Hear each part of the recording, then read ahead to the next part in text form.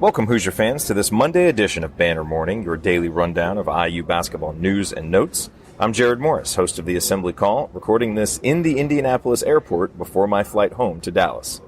In team news, one of the most hyped and anticipated Hoosier Hysterias ever is now in the books.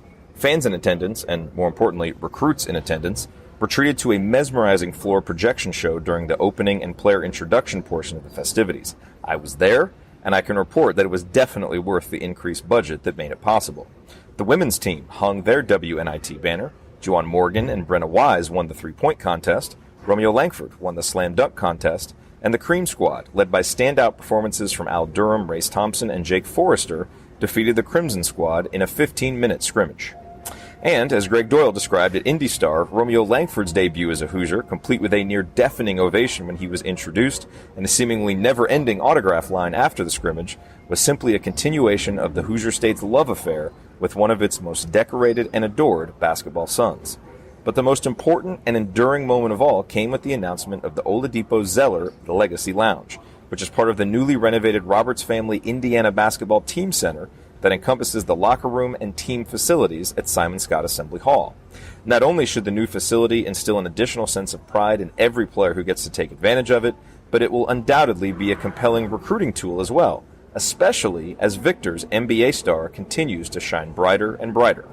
Speaking of recruiting, Archie Miller and his staff hosted IU's top two targets in the class of 2019 for official visits over the weekend, Trayce Jackson Davis and Keion Brooks. Though neither committed on the spot, as many fans were irrationally hoping for, it's safe to assume they enjoyed their visits.